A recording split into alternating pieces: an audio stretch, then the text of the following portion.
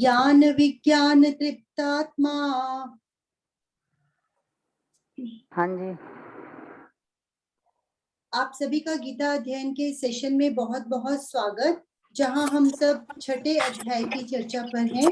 कल हमने गीता के छठे अध्याय का 8वां श्लोक पढ़ा, जिसमें बताया कि योगी पुरुष कंकड़ और सोने को एक समान देखते हैं, अर्थात वो किसी भी तरह की जो मटेरियलिस्टिक चीजें हैं उनमें फंसते नहीं हैं, उनके लालच में नहीं आते।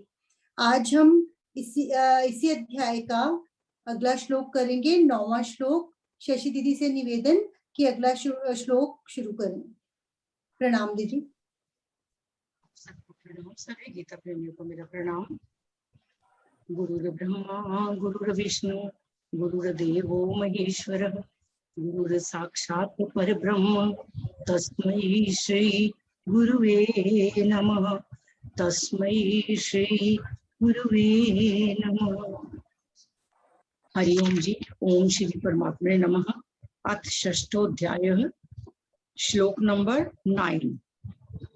साथ साथ निशान लगाना, थोड़ा सा लंबी लाइन में है ताकि आप इजीली पढ़ सको। सुहृन, आधे न पे कॉमा, मित्रार, त्रा पे कॉमा डालोगे, र को उसके साथ बोलोगे। सुहृन, मित्रार, युदासीन, यहां तक हमारा फर्स्ट पार्ट है। सुहृन, मित्रार, युदासीन।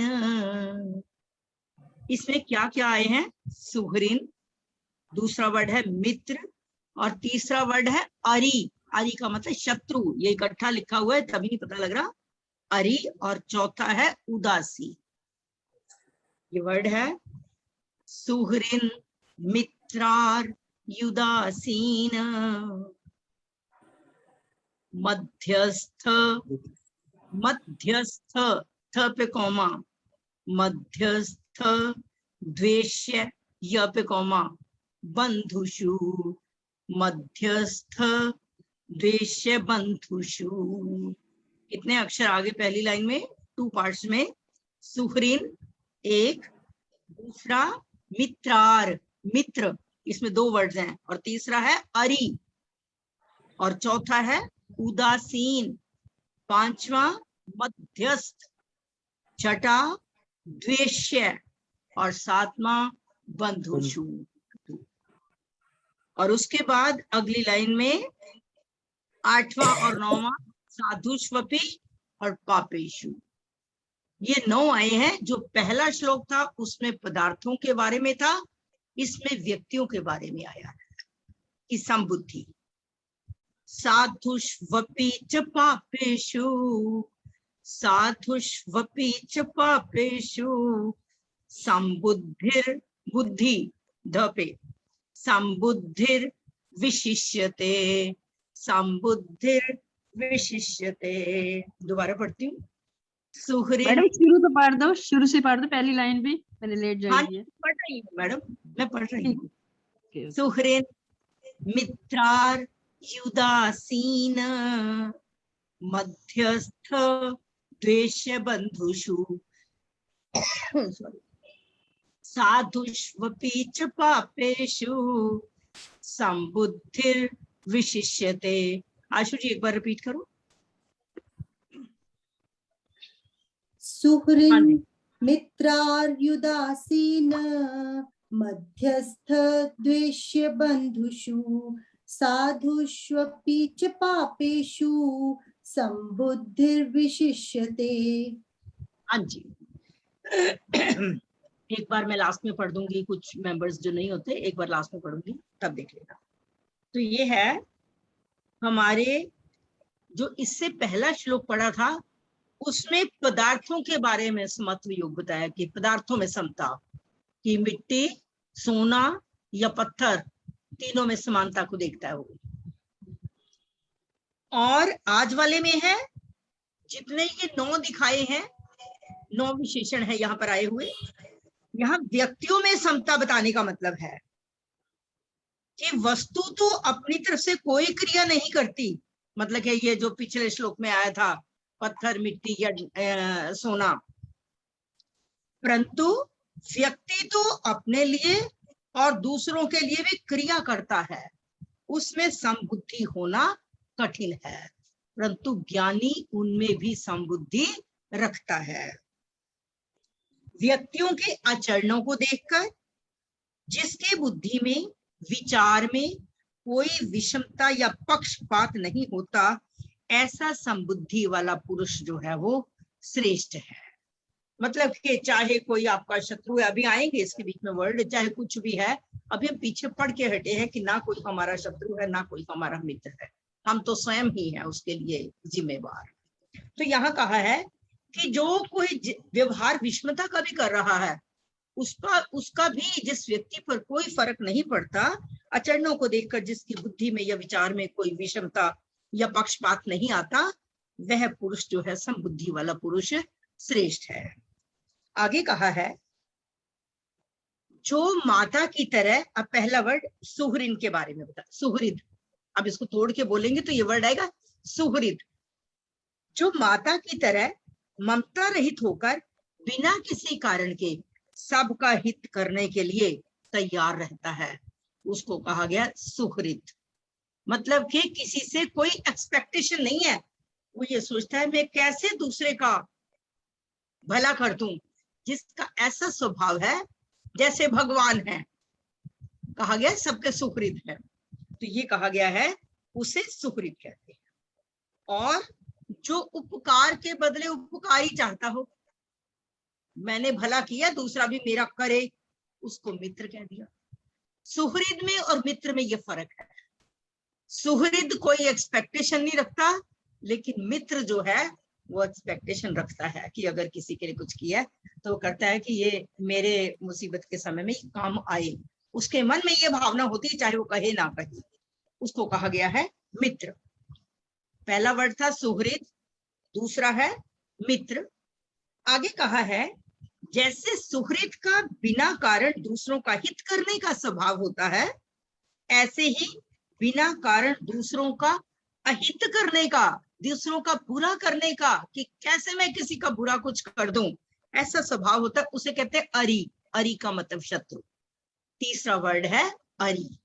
तो मैंने 3 शब्द बोले, पहला सुहृद, दूसरा मित्र, तीसरा अरि। सुहृद के बीच में कहा है कि बिना पक्षपात के जो दूसरों को सुख पहुंचाने वाला जिसका स्वभाव है उसको सुहृद कहा, और जो बदले में चाहता है कि किसी के लिए कुछ अच्छा किया तो मेरा भी कोई अच्छा कर दे, उसको मित्र कहा, एक्सपेक्टेशन है। और तीसरा कहा है कि जो बिना ही किसी कारण के दूसरों को नुकसान पहुंचाता है, दूसरों का बुरा सोचता है शरीर से, मन से या वाणी से, तो कहा गया है उसको कहा गया अरि। अरि का मतलब है शत्रु। उसके बाद है कि जो अपने स्वार्थ से अथवा किसी कारण चीज को लेकर दूसरों का अहित या अपकार करता है। एक उपकार होता है भला, अपकार कुछ बुरा करना, उसे कहा है द्वेष्य। हम कहते हैं ना द्वेष, जब कोई हमारे अकॉर्डिंग नहीं चलता तो थोड़ा सा एक बार आ जाता है इंसान के मन में, द्वेष का भाव आता है। पर ज्ञानी कभी द्वेष नहीं करता। ज्ञानी कहता है कि जो मेरे से द्वेष कर रहा है उसमें भी वही परमात्मा तत्व है जो मेरे में है, तो मैंने तो उस परमात्मा तत्व का अनुभव करना है, मैंने उसके इस आचरण को नहीं देखना। ज्ञानी ये भाव सोचता है। तो यहाँ कहा गया द्वेष्य। द्वेष्य अभी बाद में आएगा, वैसे पहले मध्यस्थ है, मध्यस्थ वर्ड है, मध्यस्थ के बारे में अभी मैं बोलती हूँ। मध्यस्थ के बीच में कहा है कि जो दो व्यक्ति आपस में विवाद कर रहे हैं, अगर उनका आपस में विवाद होता है और कोई और व्यक्ति आ जाता है, लेकिन उनको देखकर भी वो तटस्थ रहता है, वो किसी के फेवर नहीं करता, उसके लिए कहा गया है वो कुछ कहता नहीं, वो उदासीन कहलाता है। पहला सुहृद, फिर मित्र, तीसरा अरि, और चौथा ये उदासीन वर्ड अभी जो मैंने बोला है। बीच में से मध्यस्थ और द्वेष आ गया था, लेकिन अभी दोबारा बोलूंगी मैं उसको। तो यहाँ कहा गया उदासीन के लिए कि दो व्यक्ति आपस में, उनका कुछ आपस में क्रिटिसिज्म हो रहा है, कोई और तीसरा व्यक्ति आ जाता है, वो किसी की भी फेवर नहीं करता, उसको कहा गया है उदासीन। और उन दोनों की लड़ाई मिट जाए दोनों का हित हो जाए ऐसी चेष्टा करने वाला मध्यस्थ, कि कोई अपना सुझाव दे देता है कि किसी तरह से इन दोनों का क्रिटिसिज्म खत्म हो जाए, उस व्यक्ति को कहा मध्यस्थ। और अगला मैंने द्वेषय जो है आपको रिपीट कर दिया कि बिना किसी कारण के दूसरों का अहित या अपकार करता है, तो उसको कहा गया है कि हमारे अकॉर्डिंग जो नहीं हुआ तो थोड़ा सा द्वेष आने लगता है, पर ज्ञानी द्वेष नहीं करता। ज्ञानी उसमें जो परमात्मा तत्व है उसी को भी देखता है। उसके बाद अगला वर्ड है बंधु। एक तो हमारे संबंधी हैं और दूसरा बंधु नहीं है, मतलब कि हमारे संबंधी नहीं है। दोनों के साथ बर्ताव करने में मन में कोई भी विषम भाव नहीं होता। कैसे? हमारे जैसे एक अपना बच्चा हो गया, एक कोई दूसरा बच्चा आ गया, तो क्या करते हैं कि जब खाना खिलाने लगे, जो साधारण व्यक्ति है वो क्या सोचता है, ठीक ठीक दे दो उसको, और अपने वाले को वो प्रेफर करेगा ज्यादा। लेकिन ज्ञानी जो है वो दोनों को बिठा के दोनों को बराबर, उसमें कोई विषमता नहीं रखेगा। तो यहाँ पर कहा गया बंधु कि चाहे कोई संबंधी है उसमें भी वही परमात्मा तत्व है जो मेरे में है। जब हम केवल ये संबंध अपना बना लेते हैं, ये मेरा है, ये तेरा है, ये उसका है, बस वही हमारे दुख का कारण है। अगर हम किसी में भी ये चीज ना सोचें तो हम दुखी ना हो, हमारे दुख का कारण ना हो। तो यहाँ पर ये बंधु से मतलब कहा गया है। और कहीं पर कहीं दंडित करना है, अपने बेटे ने अगर कर दिया तो उसको भी उसी हिसाब से ही दंडित करेगा जो योगी है, अगर दूसरे के ने कर दिया तो उसको भी उसी हिसाब से ही करेगा। वो ये नहीं सोचेगा ये मेरा बच्चा है, ये दूसरे का है। वो यही सोचता है कि जो परमात्मा तत्व मेरे बच्चे के अंदर है, मेरे अंदर है, इस दूसरे बच्चे के अंदर भी, मेरे संबंधी के अंदर भी वही है, वो उसको दिखता है। और ऐसे ही उसके पुत्र ने अथवा दूसरे के पुत्र में कोई अच्छा काम किया तो दोनों को प्रोत्साहन देगा बराबर। ऐसा नहीं कि कहीं पर अपने वाले को ज्यादा और दूसरे वाले को बाद में। कहीं कहीं तो ऐसा भी देखा जाता है तकरीबन कि जब कोई संबंधी आता है उसको ज्यादा रिस्पेक्ट दी जाती है कि अपना तो अपने पास ही रहना है, अपना बच्चा तो अपने पास ही होना है। तो ये भी एक कहा गया है कि अपने से भी बढ़ के दूसरे को जो दिया, इट मीन्स हमारे भाव में दूसरों के लिए सम्मान है। और हमारे भाव इसी तरह से होने चाहिए, आचरण किसी का कैसा ही हो, सिर्फ ये देखो कि वो कर्म अपने कर रहा है, परमात्मा तत्व उसमें भी वही है जो हमारे अंदर है। चाहे वो हमारे से द्वेष कर रहा है, चाहे वो हमारा बंधु है, चाहे मित्र है, चाहे शत्रु है, चाहे वो मध्यस्थ है या वो उदासीन है, परमात्मा तत्व सभी में एक समान है। तो उसमें ज्ञानी में किसी प्रकार का भी ज्ञानी जो है वो पक्षपात नहीं करता। अगला वर्ड है साधुष्वपी। श्रेष्ठ आचरण करने वालों, साधुष्वपी चुपापेशु संबुद्धि विशिष्ट है, कि चाहे वो साधु स्वभाव का है, अच्छे श्रेष्ठ स्वभाव वाला, चाहे वो पापी या दुराचारी है। श्रेष्ठ आचरण करने वालों और पाप आचरण करने वालों के साथ व्यवहार करने में तो अंतर होता है और अंतर होना भी चाहिए। और फिर कहा है कि उन दोनों की हितैषिता में, अर्थात हित करने में, दुख के समय उनकी सहायता करने में, उसके अंतःकरण में, ज्ञानी के अंतःकरण में किसी प्रकार का भी विषम भाव या पक्षपात नहीं होता। ज्ञानी ये कहता है कि अगर कोई श्रेष्ठ भाव वाला है मुझे उसकी भी सहायता करनी है, अगर कोई शत्रु है तो मुझे उसकी भी सहायता करनी है।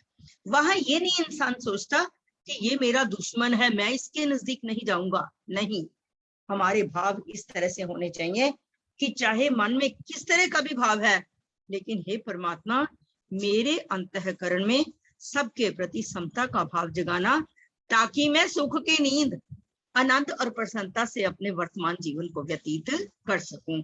जब किसी के साथ हमारा भाव इस तरह से हो जाता है, द्वेष वगैरह, हमारी रात की नींद खराब हो जाती है। लेकिन ज्ञानी कभी भी ये 9 के 9 जो यहाँ पर दिखाई गई हैं, ये प्राणियों के भाव गुण आचरण दिखाए गए हैं, तो कहा गया है कि ज्ञानी के मन में किसी प्रकार का भी कोई विषमता का भाव नहीं आता। जहां विषम बुद्धि अधिक होने की संभावना है वहां सम बुद्धि होना विशेष है। अब यहाँ क्या क्या है, अगर सम बुद्धि हो जाए तो फिर ये सब जगह सम बुद्धि हो जाता है। जब इंसान सब में उस परमात्मा तत्व को देखता है तो फिर उस परमात्मा के सिवाय उसे कुछ और नजर नहीं आता। जैसे जिस तरह से ये ज्ञान गीता ज्ञान यज्ञ में लगे हुए हैं, उठते बैठते चलते फिरते, तकरीबन मेरा ख्याल है कि मैक्सिमम लोगों के जीवन में चेंज तो आ रहा है, भक्तों के जीवन में। बाकी हम एकदम चाहें कि एक ही दिन में बदल जाए, ऐसा नहीं होता। इतने जो हमारे अंदर जो कुरीतियां भरी गई हैं, जो हमारे अंदर अवगुण इतने समय से भरे हुए हैं, उसको हम एक दिन में नहीं निकाल सकते, उसको निकालने के लिए भी समय लगेगा। तो इसलिए हमारी कोशिश जारी है, हर व्यक्ति अपने मन में ये भाव लाए कि पहले अपने अंतःकरण को पवित्र बनाना है। तो अगर समत्व बुद्धि रखेगा, कामना ममता आसक्ति को त्याग कर, अहंकार को त्याग कर और कर्तृत्व अभिमान को त्याग कर जीवन व्यतीत करेगा, तो वाकई वो लोगों में पूज्य होगा। उसको किसी से अपना सम्मान लेने की जरूरत नहीं है, उसको तो सम्मान परमात्मा का सम्मान जिसको मिल गया, दुनिया का सम्मान तो उसको अपने आप मिल जाता है। उसे क्या जरूरत है दुनिया के सम्मान की? दुनिया में तो यही है कि आज एक दिन किसी ने रिस्पेक्ट की तो 4 दिन वो बुराई भी करेगा, ये इंसान की आदत है। लेकिन परमात्मा की नजर में जो अच्छा हो गया, जो परमात्मा की लिस्ट में आ गया, वो दुनिया की लिस्ट में बुरा नहीं कभी बनता। तो ये चीज है, जब हमारे अंदर त्याग की भावना रहेगी तो हमारा जो है ये समत्व का भाव जो है वो बहुत अच्छी तरह से नहीं हो पाएगा। लेकिन जब हमारे अंदर वो भावना नहीं रहती, आसक्ति बड़ी रहती है, किसी के साथ चाहना हो गया, किसी के साथ राग हो गया, तो किसी के साथ द्वेष हो गया, फिर नहीं वो बात बनती, फिर तो किसी से शत्रुता और किसी से मित्रता, फिर ऐसा होता है। आगे कहा है इस श्लोक में भाव गुण आचरण आदि की भिन्नता को लेकर 9 प्रकार के प्राणियों का नाम आया है, मैंने बता दिया वो अभी आपको। और इन प्राणियों के भाव गुण आचरण भिन्नता को लेकर एक साथ वर्ताव करने में विषमता आ जाए तो वह दोषी नहीं है। अब आगे ये कहा गया है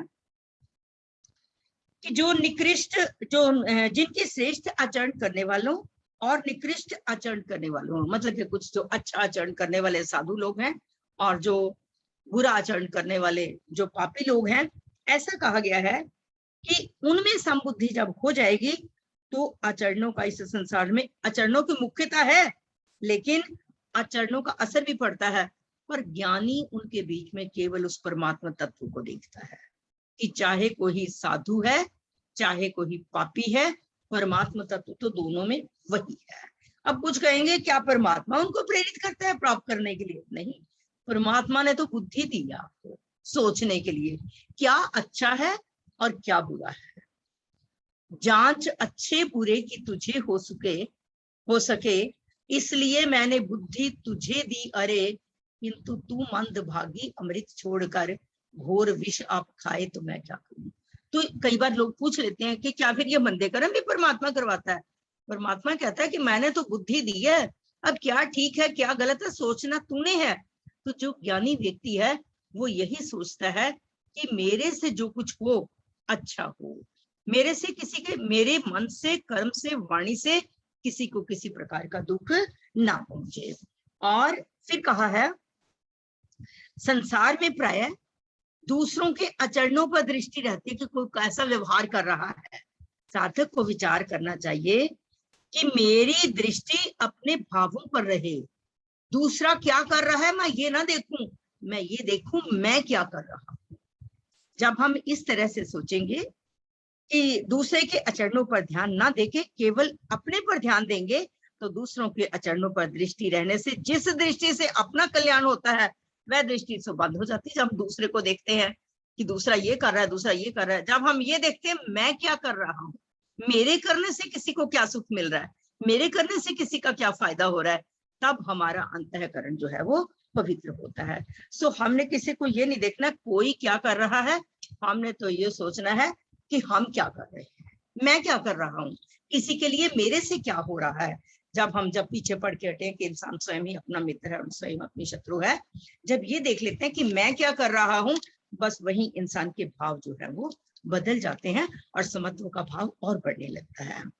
फिर कहा है कि समता की प्राप्ति के उपाय के लिए एक तो पहला वर्ड है किसी को भी बुरा ना माने, दूसरा है किसी का बुरा ना करे। शॉर्ट में तो यही है कि मन से कर्म से वचन से ना किसी के बारे में सोचे ना किसी का बुरा करे, लेकिन इसको वर्ड्स में कह दिया है किसी को बुरा ना माने, दूसरा कहा है किसी का बुरा ना करें, और तीसरा कहा है किसी का बुरा ना सोचें, चौथा है किसी में बुराई ना देखें, और पांचवा है किसी की बुराई ना सुने, छठा है किसी की बुराई ना कहें।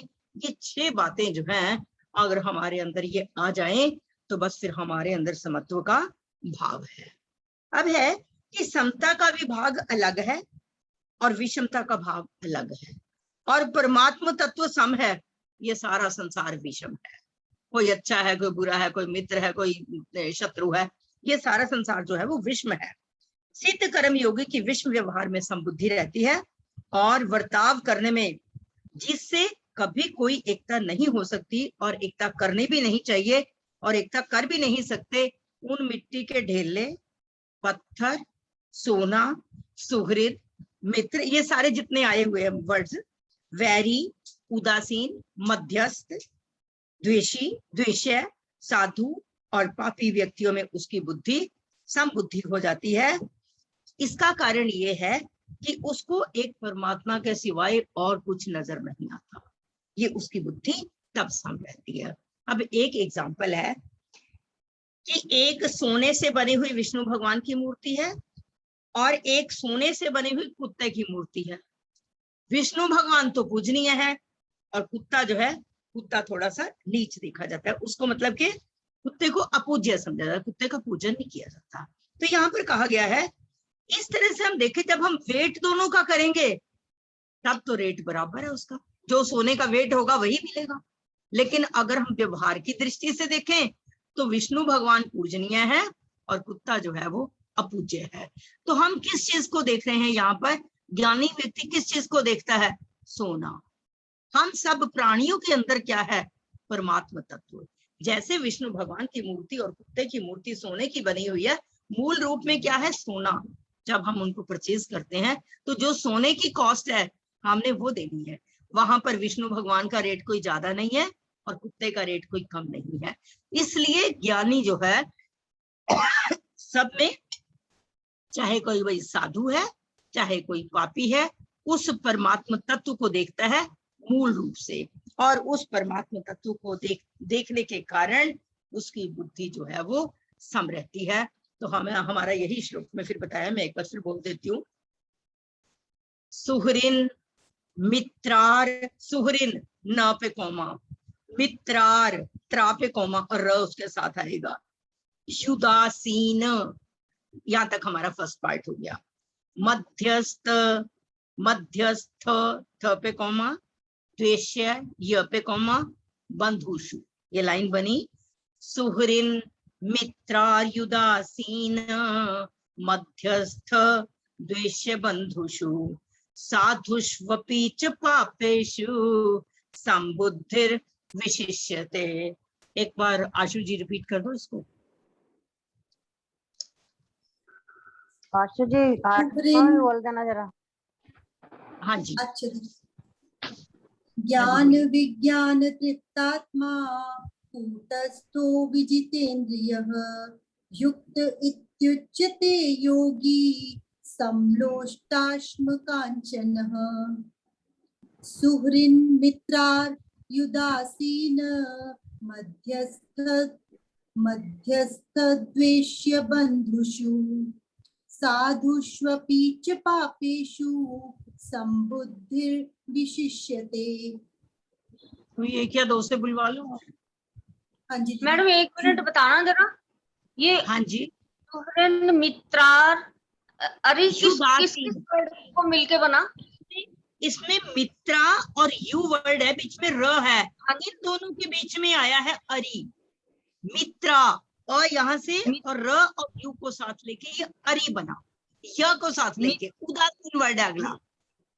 सुहृन मित्रार युदासीन, युदासीन बोल, पटे में तो युदासीन बोलना है, लेकिन जब आप संधि करोगे तब सुहृद प्लस मित्र प्लस अरि प्लस अरि प्लस उदासीन, फिर युदासीन नहीं बोलना, फिर उदासीन बोलना, फिर यू बन जाएगा, यू का वो बन जाएगा। हाँ जी, य को और अ र को लेके हमारे पास इकट्ठा वर्ड आया है अरि वर्ड। इसमें ये देखने में नहीं लगता लेकिन जब हम इसकी संधि करें तब है अरि, और अरि का मतलब है शत्रु।